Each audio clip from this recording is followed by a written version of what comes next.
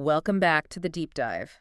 Okay, so we're recording this in February 2026, and I have to say, if you're feeling any kind of whiplash about the state of AI right now, You're not alone. you are absolutely not alone. It feels like every time we blink, the leaderboard just completely reshuffles. It really does. I was just looking at my notes from 2025, and Mm. honestly, it feels like a decade ago in AI years. Sure. The whole story was so clean back then. It was simple. It was this huge, tug of war between ChatGPT and Google's Gemini. It was like Coke and Pepsi. Exactly, the clash of the titans. But here we are, barely into 2026, and that whole script has just been flipped on its head. Completely. We're looking at this fascinating piece of analysis today from Tom's Guide. It's from their AI editor, Amanda Caswell, published on February 11th, and she is not mincing words. Oh, no. The headline is basically a declaration of war. It says, Google Gemini's dominance is over. Anthropic's new Claude is now the best AI for real work. And that's a really specific distinction for real work. Yeah. That's what caught my eye. This isn't just a story about, one model being 5% faster or something. We're seeing this fundamental split in philosophy. What do you mean? You've got the mass market AI, and then you have the professional AI. Right. And our mission today is to really unpack that split. Because on one hand, you have Google. Massive resources, deep integration, free access, they're everywhere. Mm-hmm. And then on the other, you have Anthropic, who's quietly built a tool that is, well, arguably better at serious thinking. So the question is, if you have actual work to do, if your paycheck depends on it, which one should you be using? And to answer that, we have to look past the marketing. We need to get into the architecture, especially this idea of compaction and memory, which is a huge deal. Okay. And the new agentic benchmarks, and frankly, the economics of why you might want to pay for a digital employee versus just using a free assistant. So let's set the scene first. Because before we crown a new king, we have to give the reigning champs some credit. Google didn't just sit around over the holidays. Earlier this year, they dropped Gemini 3 Flash, and when I first used it, honestly, it felt like game over. It certainly felt that way to a lot of people. Gemini 3 Flash was a direct response to that demand for instant gratification. The leap from Gemini 2.5 Pro was significant. We're talking up to 3 times faster. Up to 3 times faster. And let's just pause on that.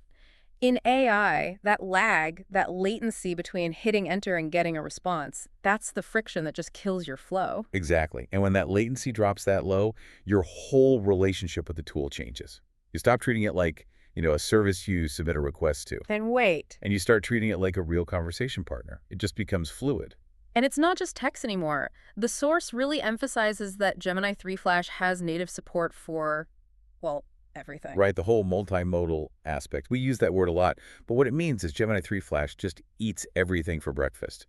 Text, images, audio, video, PDFs. You don't have to convert anything, you just dump it in. Just dump it in. And the context window, the amount of info it can hold in its head, is 1 million tokens. Which is massive. It's huge. I mean, theoretically, you could throw whole books or hour-long video transcripts at it, and because it's the Flash model, it just processes all of that almost in real time. It's incredible engineering. Plus, if you live in Google Workspace, which, let's be honest, most of us do, Gemini is just there. It's in your docs, it's in your Gmail. Right. And I have to mention the image generation. The source notes it powers Nano Banana Pro. I still can't believe they went with that name. Nano Banana Pro. It sounds like a smoothie, not a professional tool. But apparently it's pretty powerful. It is. And that's a key distinction we need to flag right now. Image generation is something that Claude, the challenger, still doesn't really do natively. Google wants to be the everything app. Right. Generate the slide deck images, summarize the meeting video. And draft the email, all in seconds. And the kicker. It's free. It's free. Gemini 3 Flash is available to account holders, no cost. So you have this incredibly fast, versatile tool that costs you $0. You can see why everyone thought Google had won. Absolutely. Yeah. If you need to quickly summarize a YouTube video or, draft a quick email or generate a funny image for a presentation, Gemini 3 Flash is fantastic. It's built for that kind of high-speed, low-friction stuff. But, and this is where Amanda Caswell's analysis really pivots. Speed isn't the only thing that matters. And that's the whole argument. She says being fast and multimodal is no longer enough. If you're solving a complex coding problem, speed is nice, but correctness and coherence are vital. And that's where the challenger comes in, Claude Opus 4.6. Okay. This is where we see Anthropic taking a totally different path. While Google was optimizing for that consumer experience, Speed, media, all that, yeah. Anthropic was optimizing for what the source calls reliability, reasoning depth, agentic performance, and professional usefulness. All right, let's unpack reasoning depth. Every AI company says their model is the smartest. What is Claude actually doing differently? The source mentions this technical breakthrough called compaction. This is really, really cool, and it solves a problem that has plagued these models for years. So both Gemini and Claude have that 1 million token context window. That's the memory. Right, the memory. But having a huge memory doesn't mean you use it well. Yeah, I have a lot of books in my house doesn't mean I remember every word. Exactly. So think of the context window like a messy desk. In older models, and even in models like Gemini that are built for speed, you just throw a million documents on the desk. The AI can find facts, sure, but as a conversation goes on for hours. It starts to lose the plot. I've seen that happen. The loss in the middle problem. You ask it to code something, and 10 messages later, it forgets the library you told it to use at the start. Precisely. It gets distracted. Claude Opus 4.6 introduces this mechanism called compaction. As the task goes on, Claude is constantly summarizing and organizing its own context in the background. So it's not just stacking data, it's compressing it. It's tidying up its own memory as it goes, like taking minutes during a meeting so it doesn't have to re-listen to the whole recording later. That is a perfect analogy. It's a shift from the quantity of memory to the quality of memory. It's actively deciding, okay, that detail from 20 minutes ago isn't relevant to this specific bug fix, so I'll summarize it, but I'll keep this error log in sharp focus. That's fascinating. It's like it has an actual attention span. And it allows it to maintain coherence over these huge projects where other models start to go off the rails.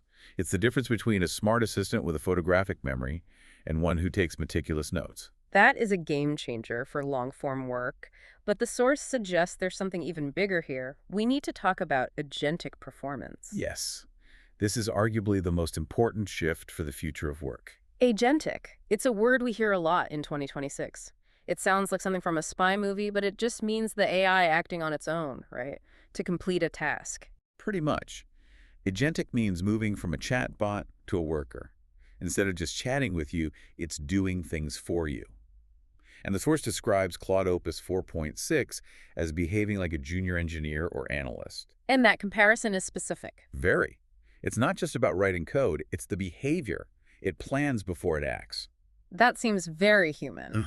Usually AI just spits out the first thing it predicts. Correct. Anthropic specifically trained it to pause, create a roadmap for the task, and even more impressively, it has self-correction capabilities. So what does that look like in practice? Well, say you ask it to update a website. It writes the code. Yeah. In the past, if that code had a bug, the AI would just give it to you and you'd have to fix it. Right. Claude Opus 4.6 will run the code itself, see the error, analyze why it failed, and then try a different approach. Yeah. All before it even reports back to you. That's wild. That is like looking over the shoulder of a human developer troubleshooting their own work. It's not just guessing, it's iterating. And the numbers back this up. This isn't just a vibe. The article cites Terminal Bench 2.0. It's a benchmark specifically for agentic coding. And how did it do? Claude scored 65.4%. Now, that might sound like a D grade in school. Yeah, I was going to say. But in autonomous AI coding, that is industry-leading, most models struggle to even start. 65% means it can solve the majority of complex tasks without a human holding its hand. Wow. And there was another one, Oswald. Yeah, Oswald is fascinating. It measures how well an AI can literally use a computer like control the operating system, click buttons, open files. Claude scored 72.7%, making it the best computer-using model they've ever shipped. So when we say best for real work, we're not just talking about writing a better email. We're talking about it actually navigating a computer and solving coding problems at a success rate that's, well, leaving competitors behind. Exactly. The difference between talking about the job and doing the job. Okay, I want to pivot to the economic side of this. Because if it's so good at work, there must be a way to measure its value, right? The source brings up a benchmark with a very fancy name, GDP Val AA. This is a really important one for listeners to get. It cuts through the academic noise. GDP is gross domestic product. Right. So GDP Val A isn't testing trivia. It's designed to measure economically valuable work. Things in finance, legal, professional domains. So it's asking, Can this AI do work that people get paid high salaries for? Precisely. It's trying to put a dollar value on the AI's reasoning. Yeah. And it crushed it. Claude Opus 4.6 beat OpenAI's GPT 5.2 by about 144 ELO points. Whoa, okay. For anyone who doesn't follow chess, 144 ELO points is... Yeah. That's a huge gap, isn't it? It's massive. A 100-point gap suggests a much higher probability of winning. 144 points means they're practically in different leagues for this kind of reasoning. And it beat its own predecessor by 190 points. So the improvement is accelerating. We're not hitting a plateau. Not at all. It also topped the charts on BrowseComp, which is for finding hard-to-locate info online, and a test called Humanity's Last Exam. Humanity's Last Exam? That sounds incredibly ominous. It does sound like a sci-fi movie title, doesn't it? It's actually a super difficult, multidisciplinary reasoning test designed to stump most humans because it requires connecting concepts from, like, biology, physics, and history. Claude led all models on that, too. So we have a model that organizes its own memory, acts like a junior engineer that can fix its own mistakes, and scores highest on economically valuable tasks. But what does this look like for me, the user, sitting at my desk? Well, beyond the raw intelligence, Anthropic rolled out some productivity upgrades. One of the big ones is agent teams in something called Claude Code. Agent teams, like a squad of AI bots. Exactly. It lets multiple AI agents collaborate. Think about a normal software workflow. You have one person writing code, another reviewing it. Checks and balances. Right, Claude can now simulate that. One agent writes the code, sends it to a second agent who critiques it, and they go back and forth. It's mimicking a human workflow to reduce errors. That is incredible. A synthetic team. And I saw it's getting integrated into Excel and PowerPoint, too. Yep, major upgrades there. And again, this just signals Anthropic's strategy. They aren't trying to make a chatbot that's fun to talk to. They're building a tool that lives in your spreadsheets and slide decks. Which brings us to that strategic divide. The article paints a picture of two very different companies. This is the real so what here. Google is building for everyone.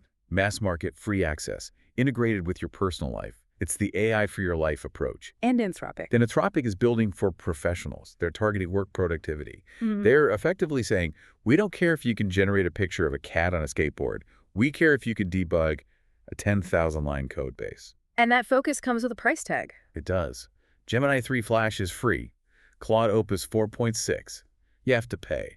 It needs a Claude Pro subscription, which is $20 a month. So there's the barrier. But based on those GDP val scores, the argument is that the $20 is an investment, not a cost. Precisely. If it does the work of a junior analyst, even just 10% of that work, $20, is a steal. You can't hire a human for that. And it's clearly worrying the competition. The source mentions this leap from Anthropic was a big reason Sam Altman called a code red at OpenAI. A code red! When the CEO of OpenAI is hitting the panic button, you know it's serious. It just shows you how fluid this all is. A year ago, it was ChatGPT versus Gemini. Now, Claude has surged ahead in reasoning. This arms race is exhausting, but it's incredible for us, the end user. So let's bring this home for you, the listener. You're sitting there. Which browser tab do you open? I think it's a clear split now. You've got Gemini 3 Flash, fast, free, fun, great for quick tasks. If you want a really, really good free assistant, go with Gemini. But if your day involves serious reasoning, reliable coding, deep analysis, if you need to trust the output for your job, then Claude Opus 4.6 is right now the winner. It really feels like we're moving past the one-bot-fits-all era. We are. We're entering the era of specialization. You might use Gemini on your phone to plan your weekend, and then you sit down at your desk and you open Claude to do your actual job. It's fascinating to watch. So here's the question we want to leave you with. As you look at your own workflow, just ask yourself, are you looking for a super fast assistant that's fun? Or are you looking to hire a digital employee? And if you choose the employee, how does that change the value you place on your own work? If an AI can perform that economically valuable work for $20 a month, what does that mean for the premium on human reasoning? That is a big question to chew on. Is your reasoning worth more than 144 ELO points over a bot? The landscape is changing fast, and we'll be here to help you navigate it. Thanks for diving in with us. Until next time. See you on the next Deep Dive.